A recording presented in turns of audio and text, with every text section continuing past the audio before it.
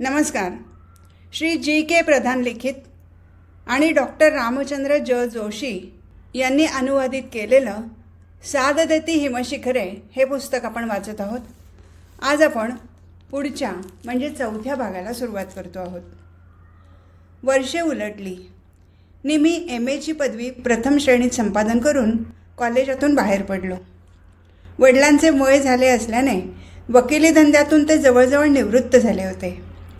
मी पुढे काय करावे याची चर्चा घरात सुरू झाली होती आणि त्यात एकमत होत नव्हते.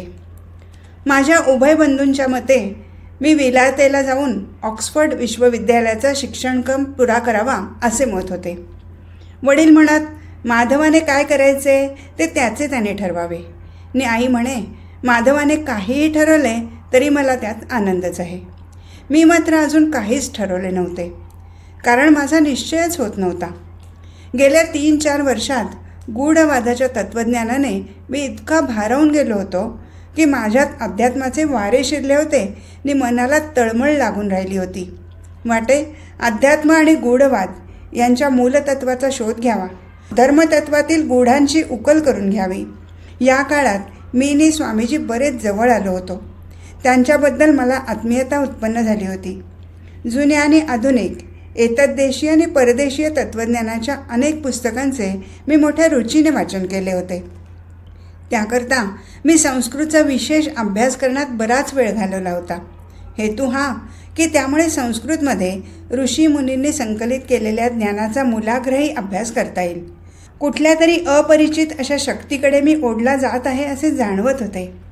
काहीतरी नवे संक्रमण माझ्या जीवितात साकारत होते. शरीराने मी अगदी आरोग्यसंपन्न होतो, कारण व्यायामादी दैनंदिन गोष्टीत खंड पडला नव्हता. मनात देखील कुठला गोंधळ नव्हता. माझ्या कॉलेजातच प्राध्यापक पद घेण्याबद्दल मला विनवण्यात आले. सरकारी नोकरीही देऊ करण्यात आली. परंतु काही दिवस तरी कोणत्याच प्रकारच्या कामाला जुंपून घ्यायचे नाही असे मी ठरवले होते. एकट्यानेच किंवा शक्य असेल तेव्हा स्वामीजींबरोबर हिंदुस्थानभर प्रवास करावा अशा निर्णयाला मी आलो होतो. लग्नाकरता मुलीही सांगून येत होत्या, पण इतक्या लवकर विवाहबंधनात पडायचे नाही हे मी मुळी ठरवूनच टाकले होते. गोखले काकांनी वडिलांना सुचवलेसुद्धा की माझे शिक्षण पुरे झालेले आहे, तेव्हा त्यांच्या मालतीशी माझा विवाह व्हावयास काही प्रत्यवाय नसावा. कारण एव्हाना मालती BAच्या वर्गात शिकत होती आणि अत्यंत सुंदर दिसत होती. श्रीकांतही वकिलीची परीक्षा प्रथम श्रेणीत उत्तीर्ण झाला होता. मला काय किंवा माझ्या आईवडिलांना काय गोखल्यांच्या कुटुंबाबद्दल किंवा त्यांच्या मुलीबद्दल काहीच म्हणायचे नव्हते. काका गोखल्यांनी माझ्या वडिलांना लिहिलेल्या एका पत्रात माझ्या सध्याच्या प्रवृत्तीबद्दल भीतीही प्रकट केली होती आणि दुरान्वयाने सुचवले होते की स्वामीजींच्या सान्निध्यात प्रदीर्घ काळ मी जर राहिलो तर एखाद्या दिवशी मी संन्यासी होईन. माझ्या वडिलांनी उलट कळवले होते की जीविताविषयी कोणताही विचार करण्याइतका मी आता मोठा झालेलो आहे. त्यांनी असेही कळवले होते की उत्तमात उत्तम असे शिक्षण त्यांनी मला दिलेले आहे. मला माझ्या उर्वरित आयुष्यात निर्वेधपणे राहता येईल एवढी माया ठेवली आहे. तेव्हा एका मुलीचा पिता या नात्याने त्यांचे जे कर्तव्य ते त्यांनी चांगल्या प्रकारे पार पाडलेले आहे. पुढचा मार्ग आता माधवाने आपल्या मताने चोखाळायचा आहे. कामधंद्यात स्थिर झाल्याशिवाय लग्न करायला त्याला सांगायला काहीच अर्थ नाही. आणि आम्ही असे काही सुचवू लागलो तर तो ते ऐकणारही नाही. वडिलांनी गोखले काकांना आणखी लिहिले, माधवचे लक्ष दिवसानुदिवस तत्त्वज्ञानाकडे जास्त झुकत आहे याची मला जाणीव आहे, पण म्हणून तो संन्यासी होईल असे मात्र मला वाटत नाही.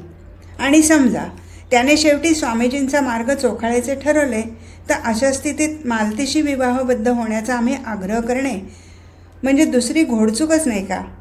कारण त्यामुळे त्या बिचाऱ्या मुलीचे आयुष्यच बर्बाद व्हायचे. आपले कौटुंबिक जिव्हाळ्याचे संबंध लक्षात घेता माझ्या मुलाकरता मालतीने आपल्या जीविताची बाजी लावावी असे सांगण्याचे पाप मी तरी करणार नाही.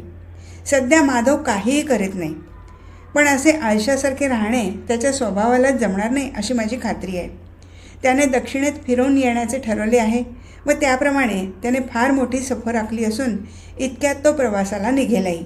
मला खात्री वाटते या प्रवासाने त्याचे मन सुस्थिर होऊन पुढील जीवनक्रमाबाबत निश्चय करण्याच्या दृष्टीने त्याची ही सफर उपकारकच ठरेल. नाहीतर BA व्हायला मालतीलाही अजून 1 वर्ष हवेच आहे. मग आत्ताच घाई कशाला? माझी दक्षिण भारताची सफर खरोखर यशस्वी झाली. प्रेक्षणीय आणि ऐतिहासिक महत्त्वाच्या कितीतरी स्थळांना मी भेटी दिल्या. हिंदुस्थानचा हा भाग खरोखर सुंदर आहे. दारिद्र्य असेल, पण ती उणीव निसर्ग सौंदर्याच्या श्रीमंतीने भरून निघाली आहे. निबिड अरण्ये, निलगिरीची गगनचुंबी शिखरे, लांबवर पसरलेल्या हिरव्या हिरव्या सपाटीचा प्रांत, सुंदर समुद्रकिनारा, केवढीही संपन्नता. इतर बाबतीतील कमीपणा येथे जाणवतच नाही. एकदा शिकाऱ्याच्या संगतीत जंगलात जाण्याची मला संधी मिळाली. त्यावेळचे ते चित्तथरारक अनुभव किंवा कुठे टेनिस किंवा बॅडमिंटनच्या खेळात मिळालेला आनंद, वेळ कसा जात होता हे कळत नव्हते. मी फिरत फिरत म्हैसूरला आलो होतो. एका प्रगल्भ विचारशील राजाच्या प्रागतिक संस्थानाचे राजधानीचे ते शहर आहे. सुंदर राजवाडे, विस्तृत राजपथ, अधूनमधून असलेले मोठे मोठे बगीचे, रेशमावरील कलात्मक डिझाईन्स, लाकडावरचे कोरीव काम, चंदनाच्या सुगंधीने सुंदर वस्तू वगैरे म्हैसूरची वैशिष्ट्ये माझ्या मनावर कोरली गेली. बरेच दिवसात स्वामीजींचा ठावठिकाणा नव्हता. आता त्यांची भेट व्हावी असे पुन्हा पुन्हा मनात येत होते. पण रोज नव्या जागी असणाऱ्या फिरस्त्याचा पत्ता कसा मिळणार? पण एका संध्याकाळी फिरून येत असताना अचानकपणे रस्त्यात स्वामीजी दिसले. मला फार आनंद झाला, तसा त्यांनाही झाला. त्यांची प्रकृती तर नेहमीच उत्तम, ताजीतवानी, निरामय असे. त्याच दिवशी सकाळी ते म्हैसूरमध्ये आले होते आणि त्यांच्याच म्हणण्यावरून कळले की तेही मला भेटण्याचा प्रयत्न करत होते. मी विचारले, पण मी म्हैसूरला आहे हे तुम्हाला कसे कळले? त्यांनी नुसते स्मित केले. मला माझ्या प्रश्नाचे उत्तर मिळाले. मी कुठे उतरलो याची त्यांनी चौकशी केली आणि सफरीची विशेष कटाक्षाने काही आखणी केली आहे की काय असेही विचारले. काही ठरवून हिंडत नसल्याचे मी त्यांना सांगितले आणि पुढे म्हटले, उटकमंडहून निलगिरी उतरून म्हैसूरला आलो आहे आणि पुढे मद्रासला जायचे म्हणतोय. ते उतरले होते त्या ठिकाणचा पत्ता मला त्यांनी दिला व दुसऱ्या दिवशी सकाळी तेथे पोचलो तर ते तयारच होते. दाक्षिणात्य स्थापत्यशास्त्राप्रमाणे भव्य आणि विस्तृत प्रमाणात बांधलेले ते शिवालय होते. असंख्य कमानी नि सभोवताली लांब रुंद ओवऱ्या, सारे बांधकाम दगडीने प्रशस्त. त्या ओवऱ्यांवर कितीतरी संन्यासी व यात्रेकरूंची आरामशीर सोय झालेली होती. देऊळ नि सभोवतालचा प्रकार कटाक्षाने स्वच्छ राखला होता. स्वामीजींनी सांगितले की ते रामेश्वरला जात असून तिथे त्यांची आणि त्यांच्या गुरुदेवांची भेट होणार आहे. त्यांनी मला रामेश्वरला येतोस का म्हणून विचारले. रामेश्वर हेही पाहण्यासारखे स्थळ आहे, तेही पाहता येईल आणि शिवाय कोणी सांगावे, गुरुदेवांसारख्या सिद्धपुरुषाचे दर्शन घडण्याची संधी मिळेल. या वेळेपर्यंत स्वामीजींबद्दल माझ्या मनात निराळे आकर्षण उत्पन्न झालेलेच होते आणि गुरुदेवांबद्दल ते नेहमीच इतक्या गुणविशेषात्मक आदराने बोलत की त्यांच्या गुरुदेवांना पाहण्याची उत्सुकता माझ्या मनातही तीव्र झाली होती. तेव्हा आल्या संधीचा फायदा घेण्याची मी ठरवले आणि स्वामीजींच्या सत्संगतीत रामेश्वर करून मग परतीच्या प्रवासात मद्रास पाहता येईल असा विचार केला. स्वामीजी 1-2 दिवस म्हैसूरला राहून नंतर रामेश्वरला जाणार होते. त्या 2 दिवसात मी स्वामीजींबरोबर निरनिराळ्या ठिकाणांना भेटी दिल्या. त्यांच्या ओळखीच्या अनेक लोकांना भेटलो. स्वामीजी विशेष खुशीत होते. त्यांनी गुरुदेवांबद्दल कितीतरी मनोरंजक गोष्टी मला सांगितल्या. त्यावरून स्वामीजींचे गुरुप्रेम किती प्रगाढ आणि आदर किती सखोल आहे याचीच मला प्रचिती आली. त्यांच्या गुरूंना मी भेटावे अशी स्वामीजींची तीव्र इच्छा असावी असेही मला स्पष्ट दिसत होते. मला मात्र राहून राहून हेच आश्चर्य वाटत होते की स्वामीजींसारखा सुविद्य, आधुनिक शिक्षण घेतलेला, बुद्धीने अत्यंत प्रखर असलेला मनुष्य गुरु गुरु म्हणून एखाद्या मनुष्याला जवळजवळ देवपण देण्याइतका हुरळून जातो तरी कसा. माझे आध्यात्मिक व आदिभौतिक तत्त्वज्ञानविषयी वाचन या वेळेपर्यंत कितीतरी वाढले होते, पण एखाद्या व्यक्तीला गुरुपद देण्याइतकी मनाची तयारी झाली नव्हती. याबाबत मी स्वामीजींशी अनेकदा वाद घातला, परंतु प्रत्येक वेळी ते एवढेच म्हणत, स्वतः याबाबत अनुभव घे आणि मग तुझी मते काय मांडायची ती मांड, जरा धीर धर. मला नेहमीच वाटायचे ही निव्वळ अंधभक्ती आहे आणि सुदैवाने वा दुर्दैवाने ती तेवढी माझ्याजवळ नाही हे मला कबूल करायलाच हवे. स्वामीजी माझ्याशी बोलताना प्रत्येक मुद्दा, पौरात्य आणि पाश्चिमात्य दार्शनिकांची त्याबद्दल मते व त्यांचा स्वतःचा अनुभव यांच्या संदर्भात अतिशय बुद्धिगम्य विचारसरणीने मांडित. पण त्याने मती गुंग झाली तरी मनाला ते पटत मात्र नसे. माझ्या मनाची ही धारणा स्वामीजींना ज्ञात असावी, कारण ते नेहमी म्हणायचे, माणसाने पुस्तकी ज्ञानाच्या आधारे जाऊन इतरांच्या मताचा पुरस्कार करून आपली मते बनवू नयेत. आपल्या अनुभवावर नेहमी भर असावा. त्यामुळे माझी धारणा काय आहे याबद्दल स्वामीजींनी कधीच फिकीर केली नाही. स्वामीजींचे म्हैसूरमधील काम संपले आणि आम्ही रामेश्वरकडे कूच केले. प्रवासात स्वामीजींनी आपल्या जीवनातल्या कितीतरी घटना सांगितल्या. त्या जितक्या चित्तवेधक तितक्याच प्रगल्भ होत्या. स्वामीजींच्या सांगण्याची हातोटीही विलक्षण मनोवेधक होती. त्यामुळे हा सहप्रवास मोठा मजेशीर झाला. त्यांनी साऱ्या भारतभर अथक प्रवास केला होता. किती वेळा कितीतरी प्रांतातून ते फिरले असतील. त्यामुळे की काय त्यांना कितीतरी भाषाही अस्खलितपणे बोलता येत होत्या. आम्ही रामेश्वरला पोचलो आणि त्यांनी मला एकच सावधपणाची सूचना दिली की गुरुदेवांबद्दल मी माझे मत घाईघाईने बनवू नये. शांतपणे अधीर न होता निरीक्षण करावे. रामेश्वरला आम्ही एका ब्राह्मणाच्या घरी उतरलो होतो. तो स्वामीजींच्या परिचयाचा होता. इतकेच नव्हे तर नंतर आढळले की रामेश्वरला स्वामी बहुजनांच्या परिचयाचे आहेत. जवळजवळ सर्वजणांच्या यजमानांकडे चौकशी करता कळले की गुरुदेव तोपर्यंत आलेले नव्हते. पण ते केव्हा येतील याहीबद्दल काही अटकळ करता येत नव्हती. हे ऐकून माझी जरा निराशच झाली. परंतु स्वामीजींना त्याबद्दल काहीच वाटल्यासारखे दिसले नाही. ते म्हणाले, गुरुदेव नक्की येणार. त्यांना भेटायला आपण फक्त सन्मुख असायला हवे. समुद्र स्नान करून देवदर्शनाला गेलो. दक्षिणेत मी प्रथमतःच येत असल्याने इतके विस्तृत आणि प्रचंड देवालय पाहण्याचा मला कधीच योग आला नव्हता. आज कितीतरी शतके ही भव्य वास्तू उभी आहे. हजारो माणसे त्या प्राकारात सहज सामावून जातील. सर्व इमलाच इतका सुंदर आणि त्यातही आजतागायत सर्व देवस्थान उत्तम स्थितीत राखलेले आहे. मला नंतर कळले की हे एक अतिश्रीमंत देवस्थान आहे. राजा महाराजांकडून करोडो रुपयांच्या देणग्या हिंदुस्थानच्या कानाकोपऱ्यातून या देवालयाला येतात. हजारो यात्रेकरू रामेश्वरला अभिवादन करण्याकरता सर्व हिंदुस्थानातून येथे रोज येत असतात. त्यांचे पारमार्थिक आकर्षण अजून आहे तसेच आहे. स्वामीजींनी मला देऊळभर हिंडवले. प्रत्येक महत्त्वाची गोष्ट दाखवली आणि ती महत्त्वाची का हेही समजावून सांगितले. आम्ही तो दिवस मऊ मऊ वाळूत समुद्रकाठी घालवला. ब्रह्मसूत्रावर श्रीमद शंकराचार्यांनी लिहिलेल्या शांकर भाष्य या टीका ग्रंथातील वेचक छेदकांचा अर्थ स्वामीजींनी मला रात्री समजावून सांगितला. मी ती टीका तत्पूर्वी वाचलेलीच होती. परंतु स्वामीजींनी ज्या तऱ्हेने विषय समजून दिला, ज्या सहजतेने त्याचे निरूपण केले, ज्या दृष्टिकोनातून अर्थाची उकल करून दिली, तीत प्रतीत होणारी विद्वत्ता व प्रगाढ अभ्यास अपूर्व होता. आचार्यांनी मांडलेले वेगवेगळे सिद्धांत आणि त्यावर रूढ असलेल्या टीका प्रतिटीका यांचीही स्वामींनी ओळख करून दिली. ब्रह्मसूत्रावर आचार्यांच्या पूर्वी व आचार्यांच्या काळी टीका प्रतिटीकांचा आणि मतमतांचा गलबला उठला होता आणि तेच कारण आचार्यांना शांकर भाष्य लिहिण्यास प्रवृत्त करते झाले. स्वामीजींचे संस्कृत भाषेवरील प्रभुत्व निखालस असामान्य. परंतु शंकराचार्यांनी कोणत्या परिस्थितीत ब्रह्मसूत्रावर आपले भाष्य लिहिले याची जी मूलग्राही चिकित्सा स्वामीजींनी केली त्यावरून मला त्यांच्या बुद्धीचे राहून राहून आश्चर्य वाटते. तत्त्वज्ञानावरील स्वामीजींचे प्रवचन म्हणजे खरोखर बौद्धिक मेजवानीच.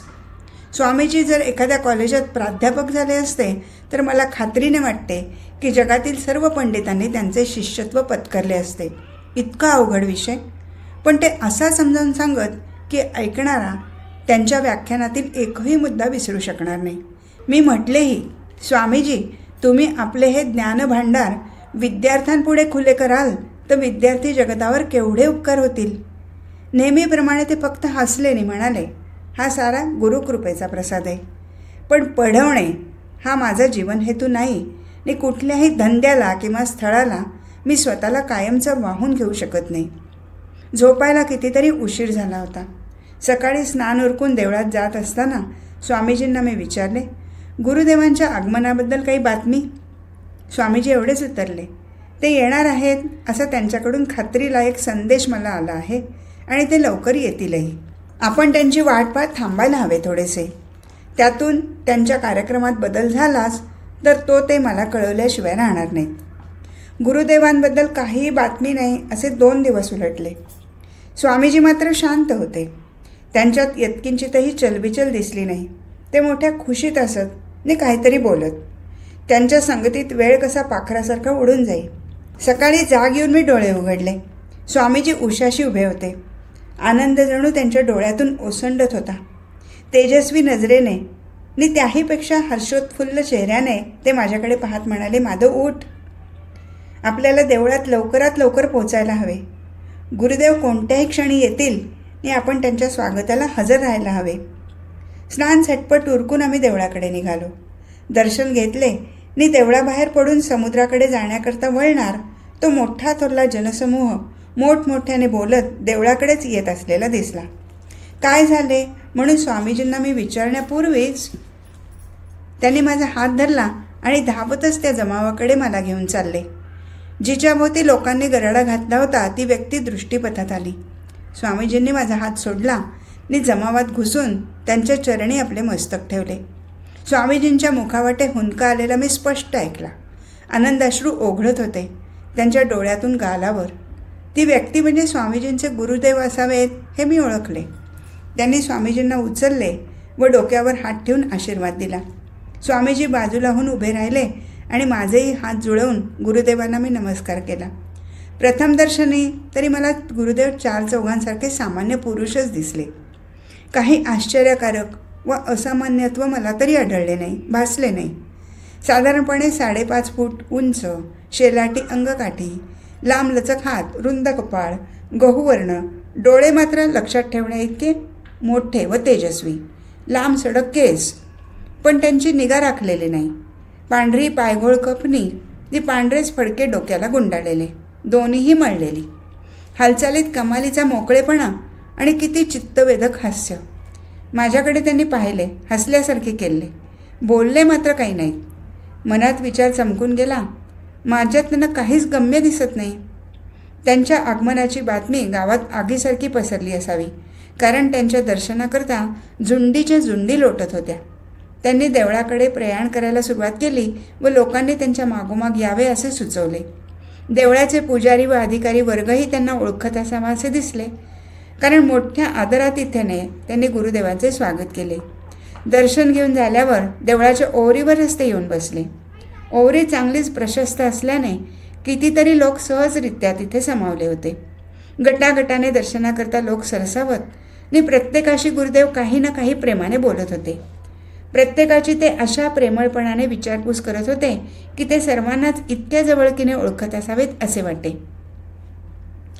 प्रत्येकाला काहीतरी विचारायचे होते आणि तेही प्रत्येकाचे बोलणे लक्षपूर्वक ऐकत होते. दाक्षिणात्य भाषातून ते इतक्या सहजपणे बोलत होते की मला आश्चर्यच वाटले. हे सर्व संपायला आणि उठून मुक्कामावर जायला त्यांना दुपारचे 2 वाजले. वाटेत मी त्यांना विचारले, आपण थकला असाल? उत्तरादाखल ते फक्त हसले. आमचा यजमान सहकुटुंब त्यांच्या स्वागतासाठी सामोरा आला होता.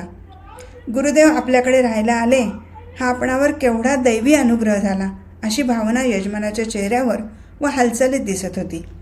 गुरुदेवांच्या स्नानाची तयारी झाली.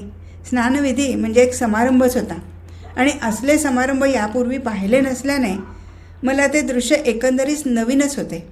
स्नानानंतर गुरुदेव खूपच ताजेतवाने दिसत होते आणि त्यांच्या लांबसडक काळ्या कुरळ्या केसांकडे पाहतच राहावेसे वाटत होते. स्नानानंतर भोजन झाले.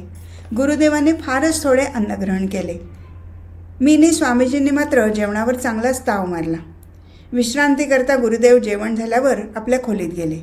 स्वामीजींनी मलाही विश्रांती घेण्यास सांगून ते स्वतः गुरुदेवांच्या सेवेकरता त्यांच्या खोलीत गेले. माझ्या खोलीत जाऊन मला अर्धा तास झाला असेल नसेल तो स्वामीजींकडून मला बोलवणे आले. त्यांच्या खोलीत मी प्रवेश केला. गुरुदेव विश्रांती घेत पडले होते तर स्वामीजी त्यांच्या पायाशी बसून होते. गुरुदेवांनी माझ्याकडे पाहिले व आपल्या जवळच मला बसायला सांगितले. माझ्या आणि माझ्या मात्यापित्यांच्या प्रकृतीची चौकशी केली. जणू काय आमच्या घरातील सर्वांचा त्यांना परिचय आहे अशा आपुलकीने त्यांची विचारपूसनी गप्पा चालल्या होत्या. त्यामुळे मला किंचितसुद्धा परकेपणा किंवा अवघडल्यासारखे वाटले नाही. गुरुदेवांच्या आवाजात गोडवा तर होताच, पण त्यातही एक विशिष्ट तऱ्हेचा नाद होता. एवढे तेजस्वी डोळे, पण कधीकधी शून्याकार लय लागून कुठेतरी दूरवर ते पाहत आहेत, विचारमग्न झाले आहेत असे वाटायचे.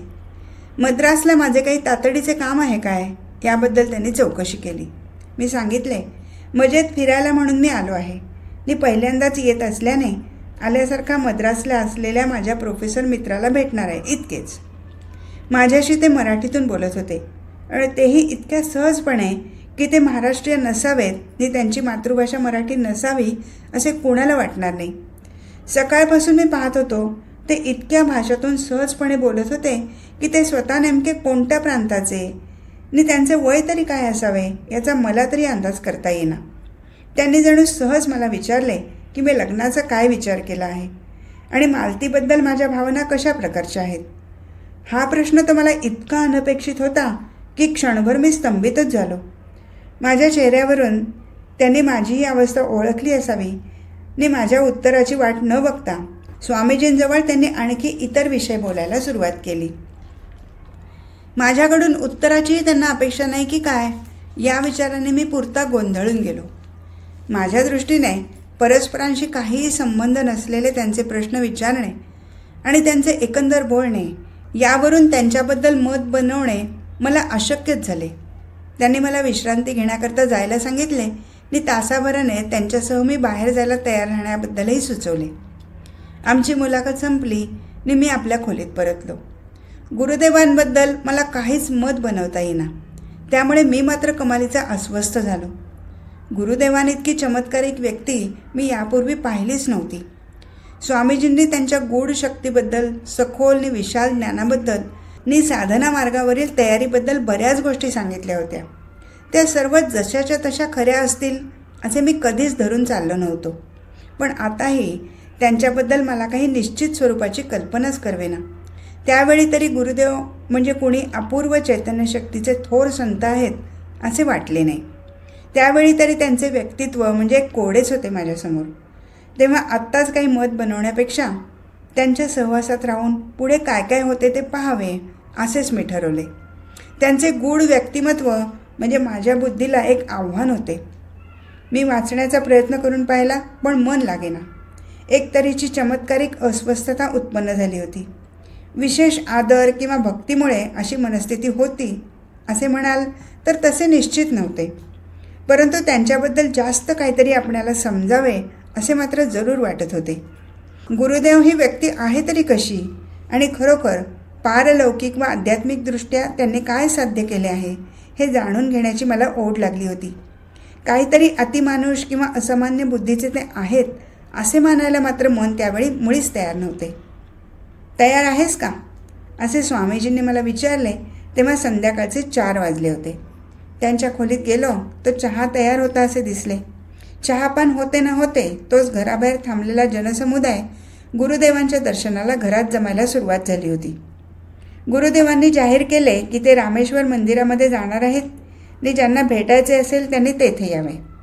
गुरुदेव देवळाच्या एका ओरीत स्थानापन्न झाले आणि त्यांचे चरणरज मस्तकी धारण करण्याकरता, चरणस्पर्श करण्याकरता भक्तजनांची गर्दी उसळली. ते प्रत्येकाला आशीर्वाद देत होते. इतक्या साध्यासुध्या दिसणाऱ्या माणसाच्या दर्शनाकरता एवढी गर्दी का व्हावी आणि या लोकांना देण्याजोगे त्यांच्याजवळ आहे तरी काय हेच मला समजेना. कुतूहलाने मी त्यांच्या सर्व हालचाली लक्षपूर्वक पाहत होतो.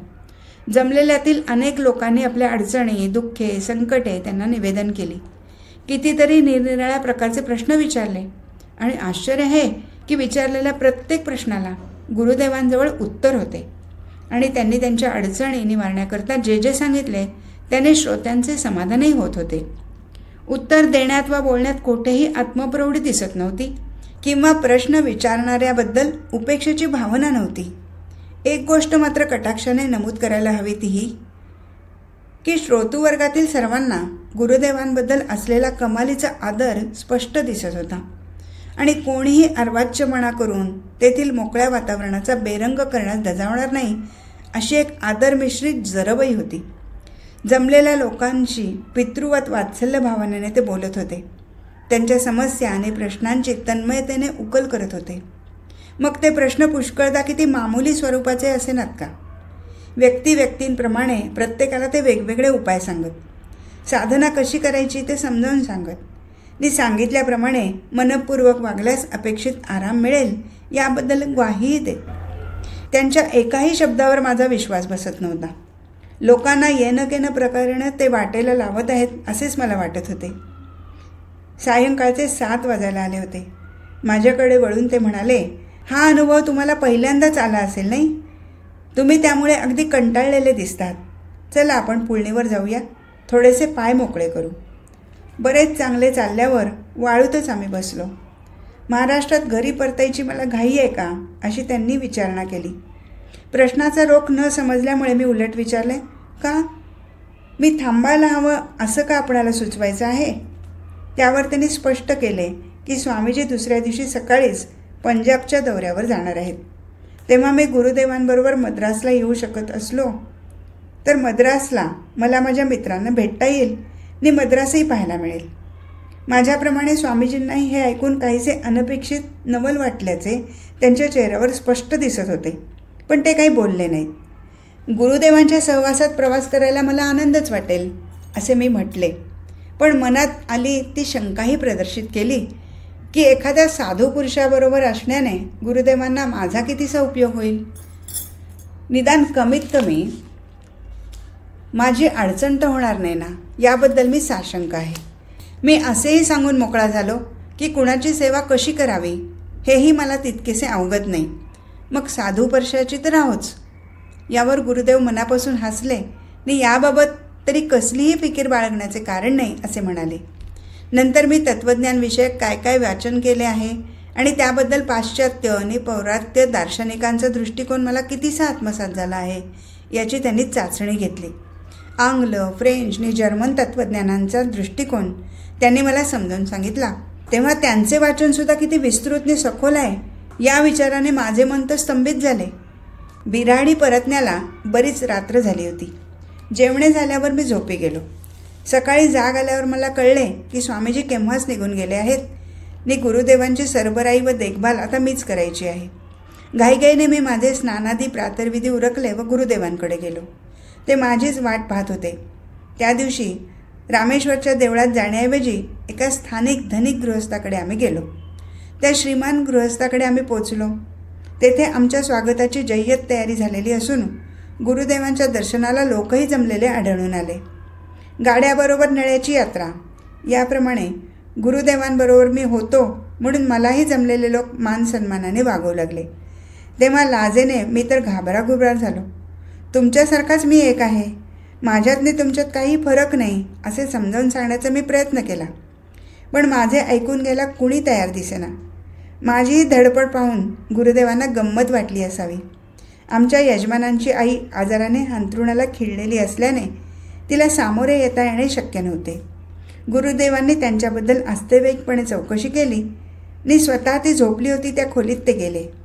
80 वर्षाची ती वृद्धा जीवनाचे जणू शेवटचे क्षण मोजत होती.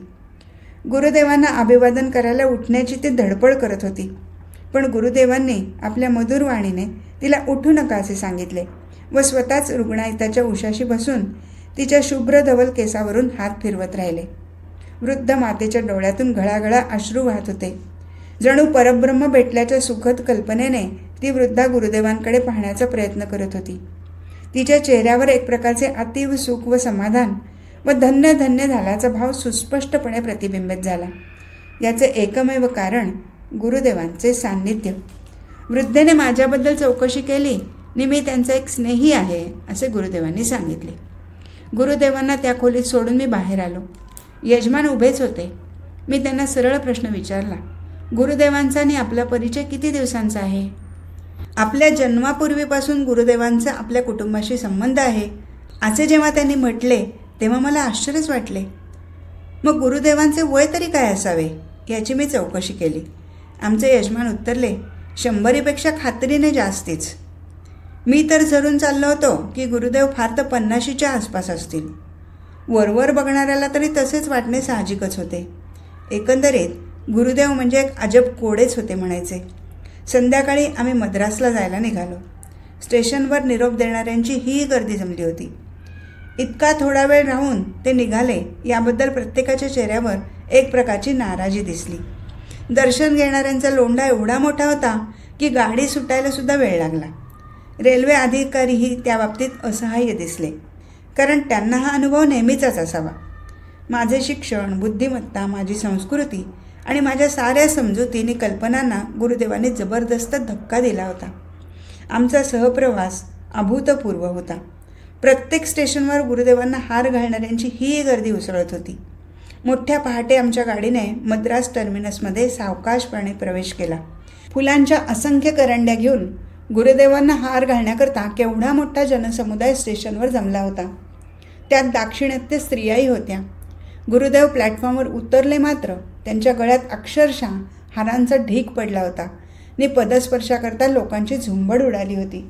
मद्रासमधील सुप्रसिद्ध लक्षाधीश श्री चेट्टीयार यांच्याकडे आम्ही उतरणार होतो, म्हणून तेही जातीने स्टेशनवर आले होते. गुरुदेवांच्या आणि माझ्या सामानाचा ताबा त्यांच्या नोकराने घेतला व मी गुरुदेवांसह त्यांच्याकरता तयार ठेवलेल्या आलिशान मोटारकडे वळलो. आज इथेच थांबू. हरिओम तत्सत.